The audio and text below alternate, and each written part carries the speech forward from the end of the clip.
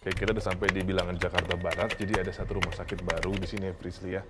Dan memang kita lagi belum bisa ke tempat-tempat yang, daerah-daerah yang mungkin memang red zone. Sekarang kan memang Indonesia sedang dilanda wabah ya, coronavirus. Jadi kita pengennya semua kita bersatu, berdoa, semangat, jaga diri, jaga keluarga kita, Frisly. Sekarang kita masuk ke salah satu ruangannya, ini disebut ruang melati.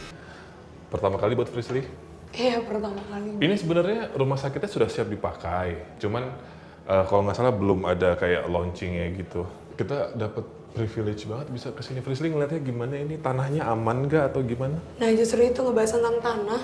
Dulunya aku lihat ini kayak ada pohon belimbing, Bang. Sebelum ini dibangun, ini tuh ada pohon belimbing. Dan di zaman dulunya pada saat kita sebelum merdeka, dua kakak beradik ini sepertinya dikuburkan di tanah ini. Ternyata rumah sakit modern juga ada penghuni yang nggak tenang ya. Aku jadi ingat sama cerita ini deh, Fris. Ada rumah sakit ya di Pati.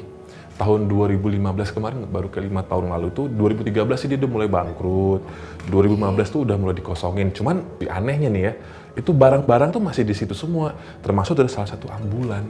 Dan katanya ambulan di situ tuh satu malam tuh dia hidup sendiri gitu, mesinnya, suaranya gitu tuh hidup sendiri, Fris. Pernah dengar? Aku pernah ke sana datang di serius? tahun 2016. Oh, dan berarti itu emang bener-bener serem banget, Bang. Iya bener. Aku ini ya? aku datang ke sini, aku masuk ke semua ruangannya. Jadi ini adalah kayak rumah sakit zaman dulu gitu ya. Dan memang rumah sakit ini dari zaman dulu tuh kayak Belanda, rumah sakit kesusteran awalnya gitu.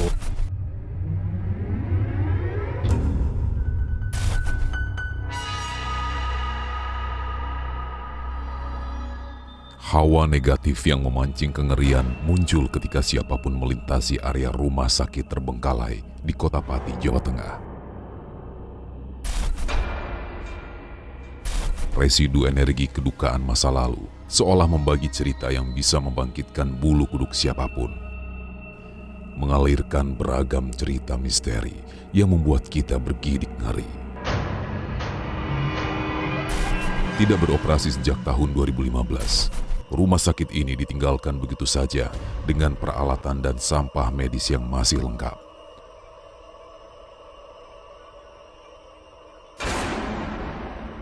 Banyak kesaksian menyatakan bahwa pada malam-malam tertentu ramai terdengar suara-suara aktivitas layaknya sebuah rumah sakit yang masih beroperasi. Suara ranjang pasien didorong berpadu dengan suara sepatu perawat berlari-lari hingga mesin dan lampu sirine mobil ambulans yang kerap menyala sendiri. Namun, tak satupun orang yang terlihat di dalam area rumah sakit tersebut. Sungguh di luar nalar. Berhantunya bangunan ini tidak luput dari sejarah kelam rumah sakit ini. Sebuah sumur tua yang terletak di belakang rumah sakit menjadi saksi tragedi pembantaian sadis terhadap dokter dan puluhan perawat di tahun 1930-an oleh orang-orang tak dikenal. Mayat-mayat mereka pun dibuang ke dalam sumur ini.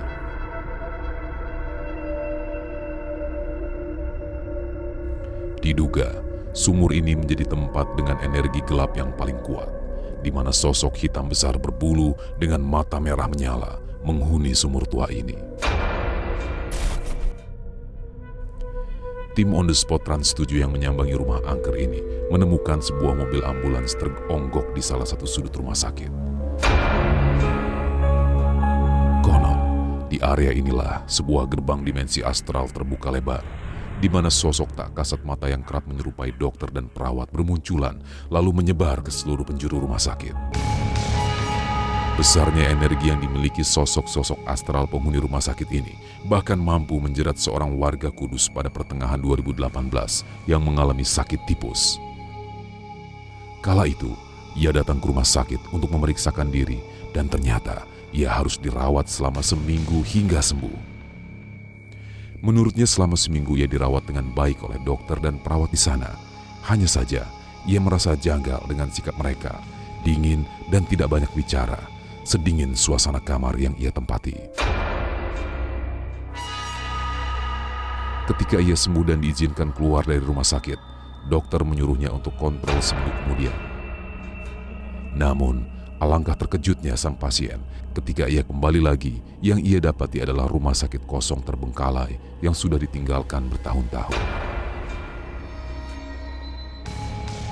Kisah mencekam rumah sakit ini juga sering terjadi ketika rumah sakit ini masih aktif beroperasi, di mana sosok astral legenda yang dijuluki Suster Meringis sering berinteraksi dengan keluarga pasien.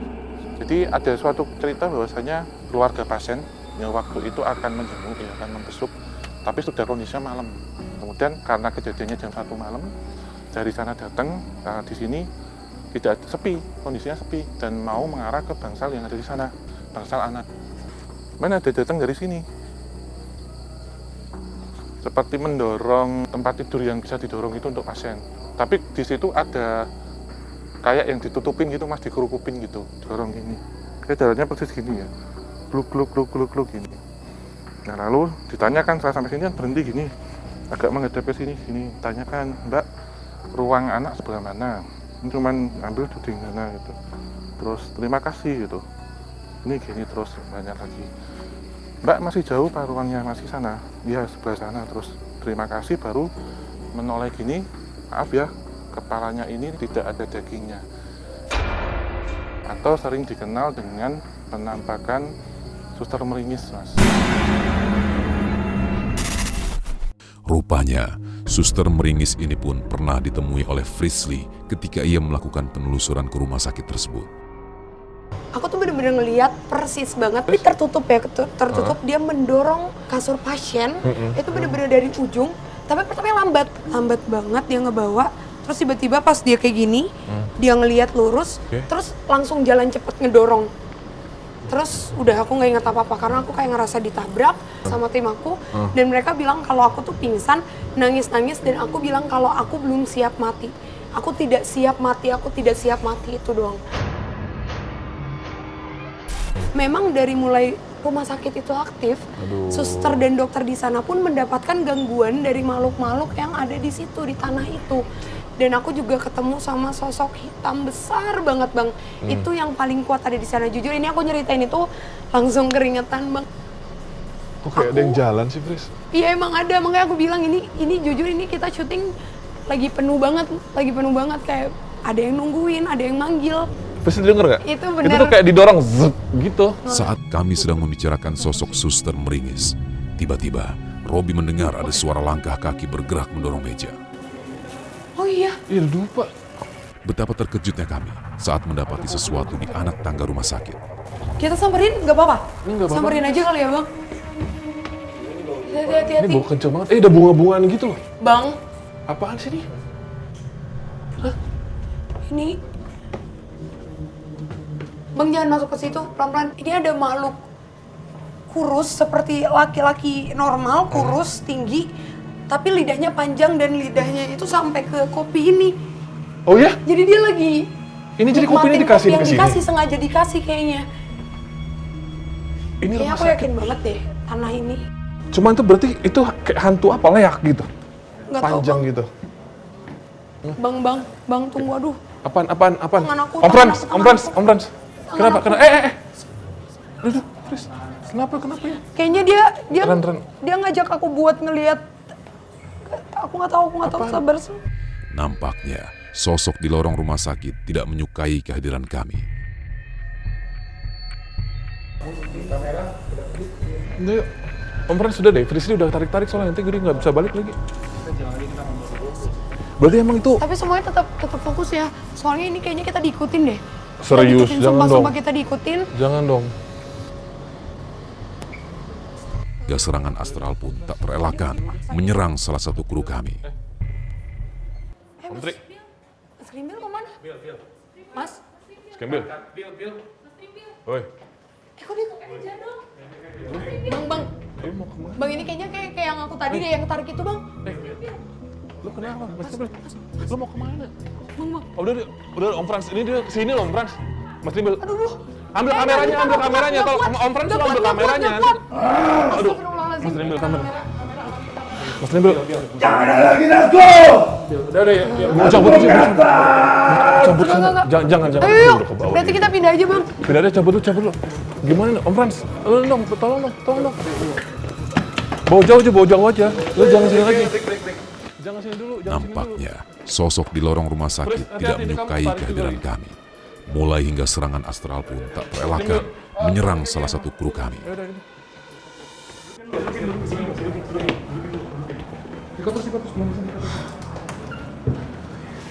Diinin dulu aja. Minum, dikasih tribil minum. Aduh, gue langsung pusing begini. Gila, Iya, gila kena gue. kayak ada yang masuk ke badan gua.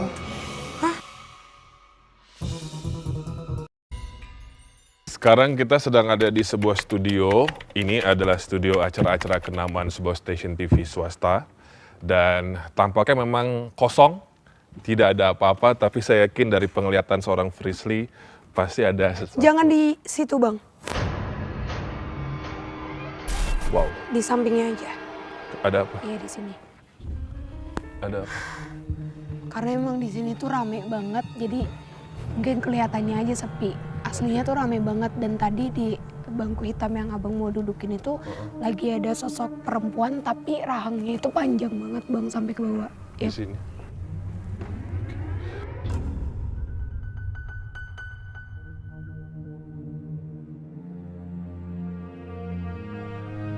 Ada yang rahangnya panjang, ada yang dari tadi cuma kayak gini, nyamping, terus ada yang tepuk tangan, Oh iya? pelan-pelan. Mereka tuh menirukan pergerakan manusia berarti Iya, dong? benar banget, Bang. Jadi dia menirukan penonton atau kegiatan yang dilakukan di sini, di tempat ini. Sementara itu, di dalam studio ini, Frisly merasakan hawa magis yang sangat berbeda. Menurut mata batin Frisly, saat ini ruangan dan seluruh bangku penonton dipenuhi oleh mereka yang tak kasat mata. Mereka Apa lagi banyak ini yang ngeliatin. ngeliatin? Banyak banget, Bang, di samping abang. Sekarang di samping aku ada yang duduk. Oh iya? Kamu ngeliat apa? Iya, dia ngeliat. Fris, dia ini ketakutan dia, Fris. Iya, Bang. Duduk. Tuh kan dia nggak mau, dia Dia nggak mau pasti di ke sini. yang tempat yang hitam nggak mau, Dia ya cuma kan? nyium-nyium doang. Karena kalau di tempat hitam itu ada sosok perempuan yang rahangnya panjang itu, Bang. Terus juga Dia nggak mau ke situ, temunya sama aku. emang nggak mau karena emang serem banget.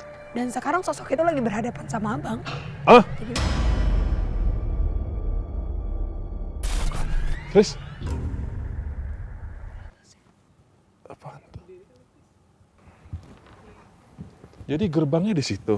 Kamu gak usah takut sama aku sini. Sini. Dia takut dong, dia jadi ke atas. Allah Akbar. ini juga di samping aku ada kayak dia meniru korban kecelakaan yang tidak jauh dari tempat ini. Jadi kondisinya agak hancur duduk di sini. Tapi tangannya nutup gitu. Karena kondisinya bener-bener kayak agak gepeng Kalau gitu. kamu lagi ceritain tentang mereka tuh, mereka ngeliatin kamu. Ini dia lagi ngeliatin aku, Bang. Jadi ini aku langsung komunikasi sama muka dia langsung. Jadi kayak ini muka dia dan ini aku.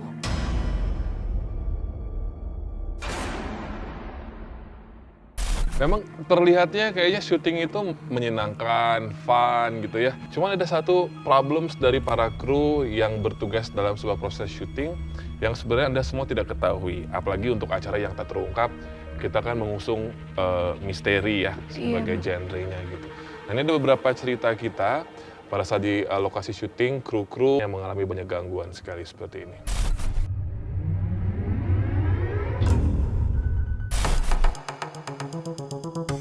Bentrokan astral di gedung PKI dan Villa Marga Satwa.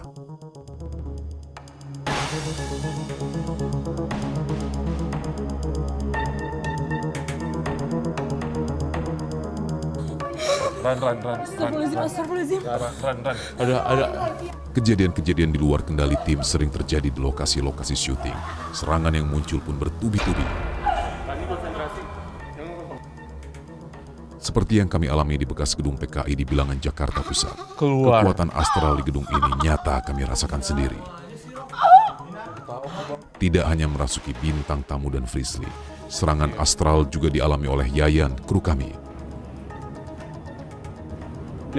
Dipegangin gimana? Kita anak kecil lagi pada megangin kayak gini, Bang. Rame, Mas. Oh ya? Ada 5 berjejer tapi anak Angkat kecil deh. itu kayak Tuh, 2, 3. Yayan merasakan ada banyak tangan yang mencengkram kaki kirinya, Hah? Nggak bisa? seolah tidak ingin Yayan meninggalkan tempat itu. Itu 2. Tarik Pak, pasan. Itu 2, 3. Tarik Pak, nggak bisa. Coba lagi. Kakak tadi ngapain mindahin itu atau ketendang atau apa nggak? Ada. Saya cuma duduk sana bentar. Duduk di bekas Iya. mesinnya. Ya salah. Angkat bro, Bisa, angkat. Bisa. angkat bro. Ya. Pasan, bantuin Pak. Rasanya kayak apaan tadi? Sumpah Mas, kayak ditarik gini.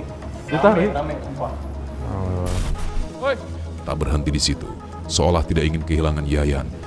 Lagi-lagi, mereka memikat Yayan, membuainya dengan bisikan-bisikan gaib, mengarahkan kedua kaki Yayan menaiki anak tangga menuju ke lantai teratas. Lantai yang menjadi pusat kekuatan astral mengerikan di gedung ini.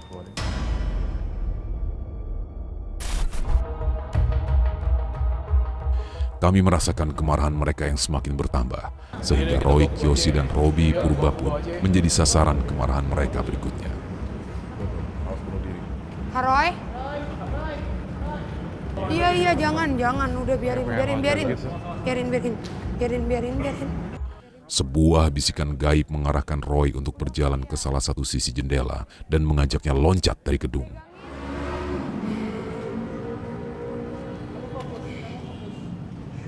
Tuhan.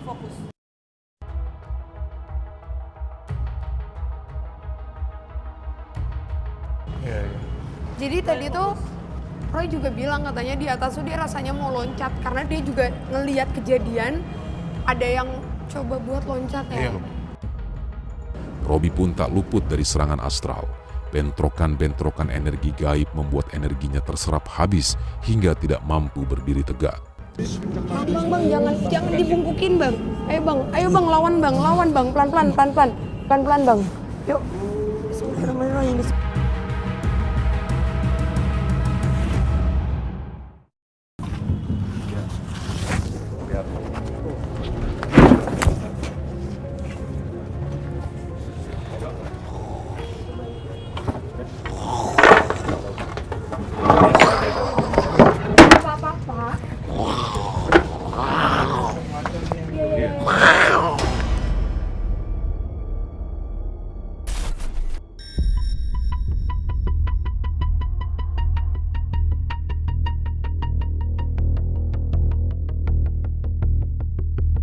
Kuatnya serangan-serangan yang kami rasakan membuat kami memutuskan untuk menarik mundur semua orang keluar dari gedung itu. Sontak, kami menyadari ada seseorang berdiri terdiam di depan kamar mandi kosong di lantai 2. Rupanya, tubuh salah satu kru kami, Ramdhani, hendak dikuasai sepenuhnya oleh mereka. Para penghuni gedung yang mulai murka dengan kami. dingin. Tak bisa kami bayangkan apa yang akan terjadi jika tidak ada satu orang pun yang menyadari keberadaan Ramdhani. Bukan tidak mungkin, ia akan menghilang di telan kekuatan astral gedung ini.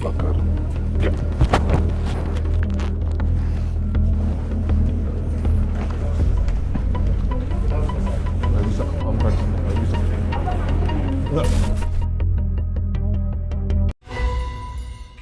Pris, kalau ngomongin soal sosok ya, ingat nggak kemarin kita yang ke gedung PKI? Iya. Itu kan banyak banget sosok yang Ganggu. itu aku kayak diikut sampai rumah loh. Jadi aku nggak tahu kenapa, aku ngerasa kayak ada satu perempuan, inget nggak ada perempuan yang nangis, yang minta Ingat merintih, dari minta toilet? tolong. Roy, Allahu Akbar.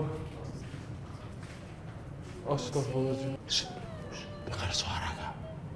Gue denger suara Iya. Gue denger suara Iya. Beneran, Iya. gue denger suara orang nangis. Gue dengar suara. Itu jelas banget. Gua denger suara coba nangis. Deh, masuk. Ada Bener. yang nangis. Gue denger. Serius, gue denger suara orang nangis. Audio denger deh. Allah. Suara tangisan dari kamar mandi yang di sampingnya apa ya? Ada yang kayak ngesot gitu loh jalan. Nyerat. Dan itu sumpah Fris, baru itu gue kayak ngerasa keteror banget setelah syuting gitu. Karena sebelumnya nggak pernah. Astagfirullahaladzim. Apa itu? Kenapa? Allahu Akbar. Hah? Lukisannya goyang? Yang mana yang ini? Yang biru. Keambil nggak tadi gambarnya? Kayaknya sosok ini juga mau untuk interaksi. Prisly ingat nggak yang pohon, kayak pohon yang Prisly temuin? Yang enggak, akarnya enggak di tanah. Anehnya akarnya nggak di tanah tapi nyatu ke apa namanya? Tembok. Ke tembok. Nah, gokilnya itu pohon. Jadi kalau yang aku dengar cerita dari tukang ojek yang aku naikin sama temen-temen ya, kalau kita lempar sampah atau apa, itu tuh dibalik lagi sampahnya. Dari pohon itu, Pris, gitu. Itu tuh karena makhluk yang si besar itu, dia tuh menguasai tempat dan banyak banget makhluk-makhluk yang apa sih, kayak anak buahnya gitu loh, Bang.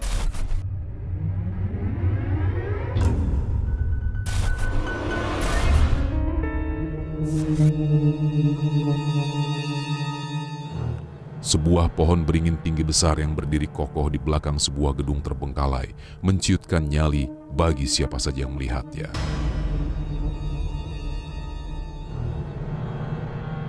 Akar pohon ini justru menancap kuat ke dalam tembok, mencengkram erat bangunan, menunjukkan bahwa pohon beringin ini adalah sarang sang raja penguasa gedung berhantu. Sosok tinggi besar hitam bermata merah tidak segan-segan membuat perhitungan dengan siapa saja yang tidak ia sukai.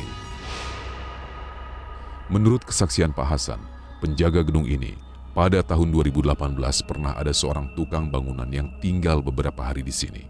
Setiap malam ia memiliki kebiasaan berdiam diri di depan pohon meminta kekayaan.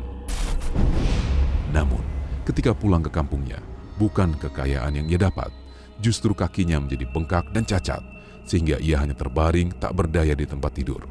Entah apa yang diambil si tukang bangunan dari pohon beringin itu, yang pasti sang raja tidak suka sarangnya diusik.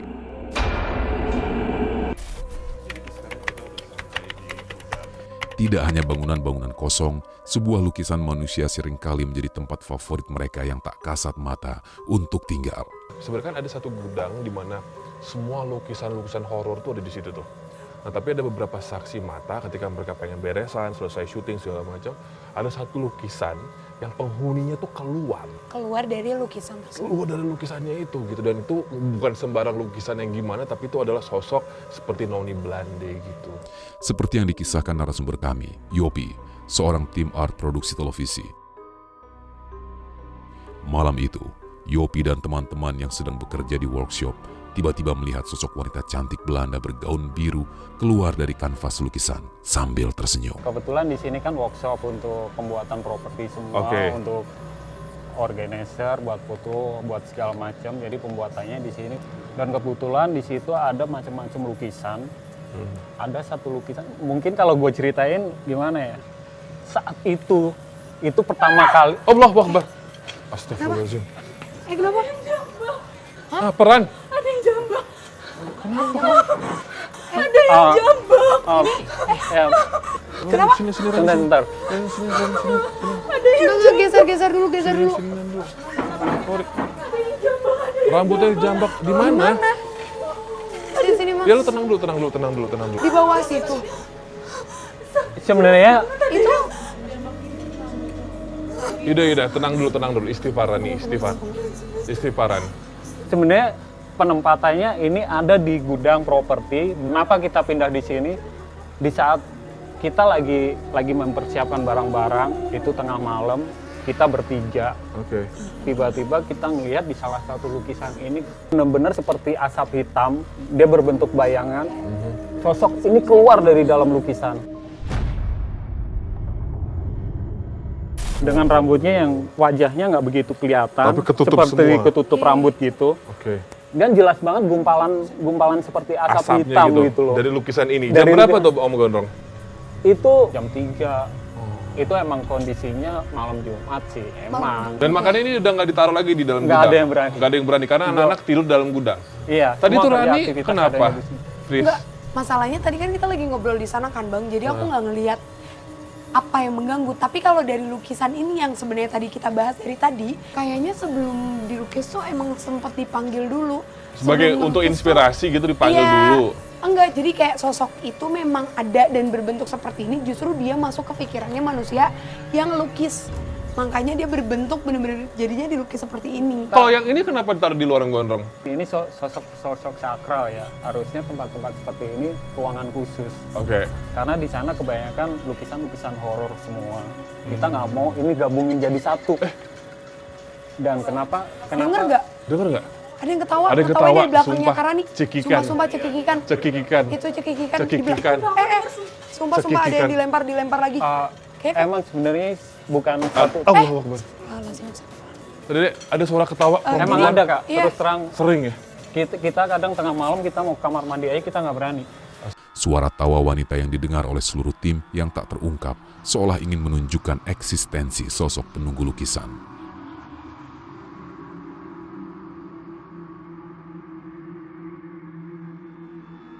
Sosok perempuan ini Frisly ngeliatnya bagaimana, Fris? Sosok ini sebenarnya belum tentu hadir ya saat ini, tapi memang banyak banget jin yang mencoba untuk meniru dia, Bang. Om Gondrong ini kalau katanya kalau misalkan ada yang siul-siul sering dibales. Anak-anak mungkin sering jahil ya. Oke. Sering jahil dan keseringan mungkin anak-anak mikirnya itu kejahilan anak-anak, ternyata nggak ada gitu loh.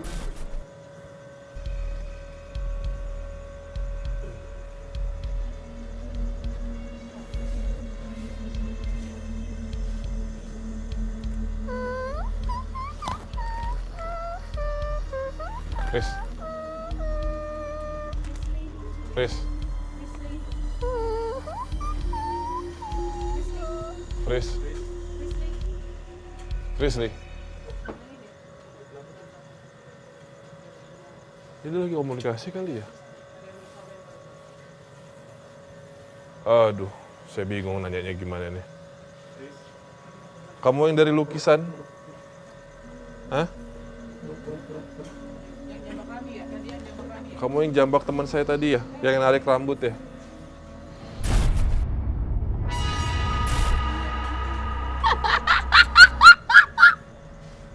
Kamu mau apa?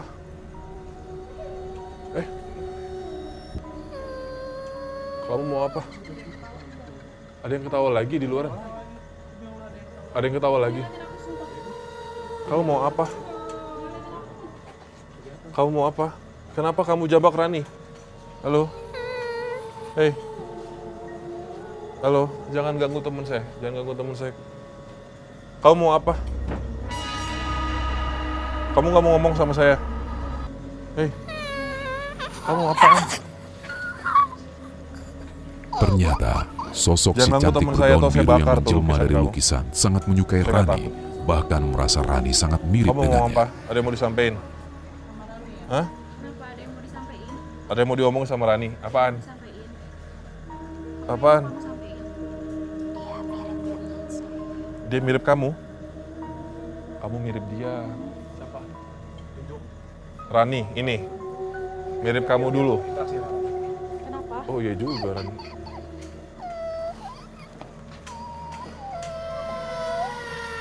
Udah jangan di... Baik-baik ya sama teman saya ya. Iya, aku mirip kamu ya. Keluar dari Frisly ya. Keluar dari Frisly. Keluar. Keluar dari Frisly ya. Frisly, balik. Bang, Duduk dulu. Kenapaan? Apaan? Apa yang masuk? maaf. Tadi Apa yang masuk? aku jadi tahu deh sebenarnya kenapa perempuan ini yang sering ngegangguin itu. Jadi sebenarnya dulunya dia ini noni Belanda tewas karena sebenarnya dia niat membantu rakyat kita, tapi ternyata rakyat kita tuh ada yang ngebocorin ke orang Belandanya kalau dia ini pengkhianat. Jadi dia dibunuh sama keluarga dia sendiri. Dan titiknya nggak jauh dari sini, Bang. Iya. Oh iya. Dan Karani umur berapa sih? 25 loh, Ran. Dia mati usia 25 juga. Wow. Dan Rani dibilang mirip sama dia. Iya.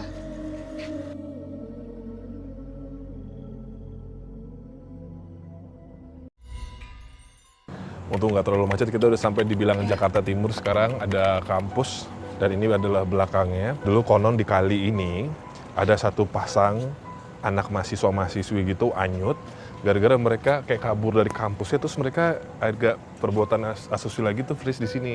Jadi mereka anyut gitu. Ini padahal kan emang airnya kayaknya nggak deras deras ya. banget ya, Tapi ya. kan kalau misalkan kita udah ngelawan alam ya nggak sih, kayak Apalagi kalau sampai emang penunggu yang di air ini nggak suka sama ini mereka. deh, gerak sendiri yang gitu. Wah, itu bukan gerak sendiri, Bang. Itu ada yang gerakin. Soalnya ada yang duduk di atas itu. Hah? Di pohon ini ada yang duduk.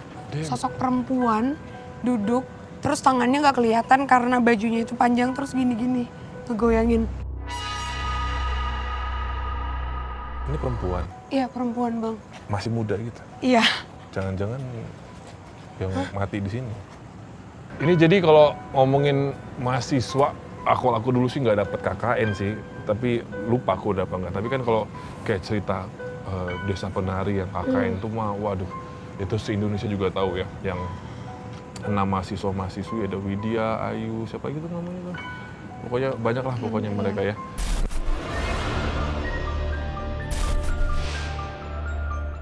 Viralnya kisah KKN di Desa Penari yang berada di salah satu kota di Provinsi Jawa Timur menyisakan banyak teka-teki yang tak terungkap. Kisah yang diawali dengan berangkatnya beberapa orang mahasiswa untuk melakukan KKN di sebuah desa terpencil, ternyata banyak kejanggalan yang mereka rasakan, bahkan sejak pertama kali memasuki jalan setapak di tengah hutan saat menuju desa tersebut. Tim On The Spot Trans 7 melakukan penelusuran mencari sebuah desa di mana kondisinya sangat mendekati gambaran desa KKN Penari di Kabupaten paling timur Jawa untuk mengetahui kebenaran kisah tersebut. Sepasang batu besar tergeletak berseberangan di kanan dan kiri jalan, seolah menyambut kedatangan tim On The Spot Trans 7. Salah satu batu yang dikeramatkan ini diduga tempat bersarangnya sosok hitam besar berbulu lebat dengan mata merah menyala dan tanduk di kepala. Sosok inilah yang berinteraksi dengan Nur, salah satu peserta KKN, hingga Nur ketakutan. Sementara batu yang lainnya, duduk seorang kakek dengan 2 harimau yang selalu berjaga melindungi sang kakek. Diduga, sosok kakek inilah yang selalu mengawasi Widya, mahasiswi peserta KKN. Ketika Widya sedang seorang diri di rumah tempat mahasiswa menginap selama KKN. Batu ini istilahnya ada sosok kakek-kakek tua yang menjaga daerah sini, sekitar sini. Cuman kakek-kakek ini ada jaraannya itu semacam seperti harimau tapi warnanya hitam kecil. Nah, itu memang kemana-mana selalu mengikuti kakek-kakek itu. Memasuki area desa, kami bergetar ketika mendengar kisah tentang sebuah pemakaman warga, di mana ada lebih dari 6 makam yang berisi jasad 6 gadis remaja. Dalam kisah KKN Desa Penari, konon, jiwa-jiwa ke-6 gadis ini menjadi tumbal yang diminta sosok astral sang penari agar desa ini tetap selamat. Nah, di sini dulu sih cerita dari masyarakat, warga masyarakat di sini dulu. Di sini ada beberapa anak-anak muda, gadis-gadis yang meninggal muda. Jadi usianya masih muda, masih gadis lah. Sebelum meninggal itu malamnya mereka beberapa kali itu bermimpi. Nah, bermimpi didatengin sosok seperti putri, tetapi dia memakai selendang, jadi seperti penari gitulah. Jadi dari dalam mimpinya pemudi yang meninggal ini mereka diajak pergi, diajak jalan-jalan lah. Istilahnya badannya tidur, dalam keadaan tidur, tetapi jiwanya keluar, diajak jalan-jalan, diajak bersenang-senang, diajak menari, pokoknya diajak jalan-jalan lah. Tak hanya makam keramat, sebuah sungai mengalir deras di pinggir desa. Warga percaya bahwa sungai ini dihuni oleh sesosok ular besar yang kerap menjelma menjadi penari cantik nan gemulai. Sosok ini terbagi menjadi 2 aliran. Satu aliran diperbolehkan untuk mandi, sementara di sisi lainnya tidak ada satupun orang diperbolehkan menggunakan air dari sungai terlarang ini jika tidak ingin bertaruh dengan nyawanya sendiri.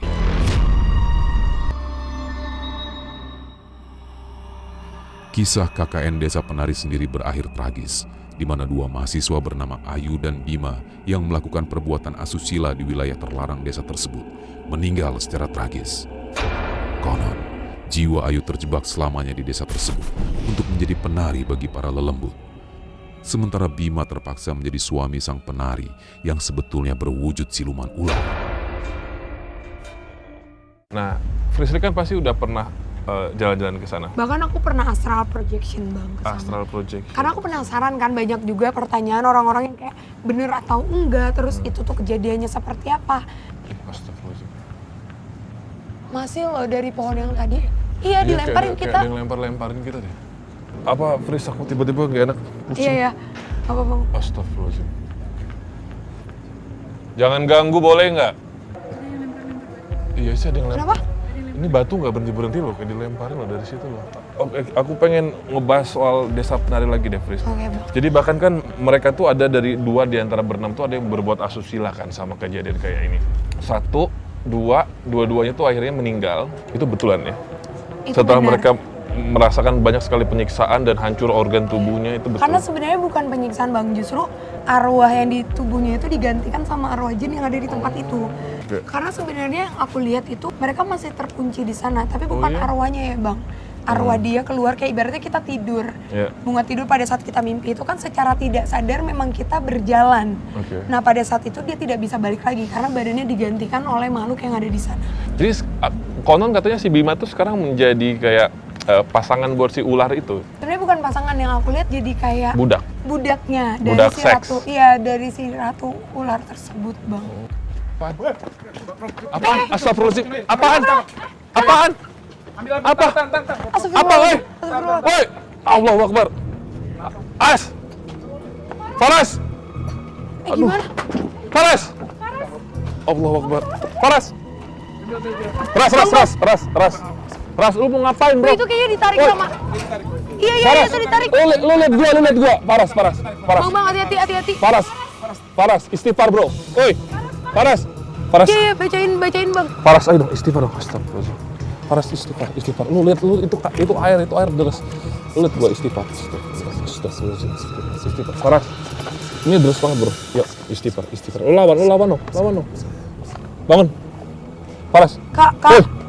Kak. Lu lihat gua. Udah. Lihat gua. Kak. Faras, istighfar. Kan Lu lihat cowok gua. lagi yang jadi korban. Ayo, lawan. Yuk. Kita dilempar. Faras, Udah, yuk. Yuk, naik. Ras. Tarik kendang, ran. Kehadiran sosok-sosok astral dari dimensi lain membuat kami sadar betapa tadi di besar mana kuasa lu ya? Tuhan yang menciptakan manusia Tiba-tiba dan ke jin bawah. yang hidup saling berdampingan.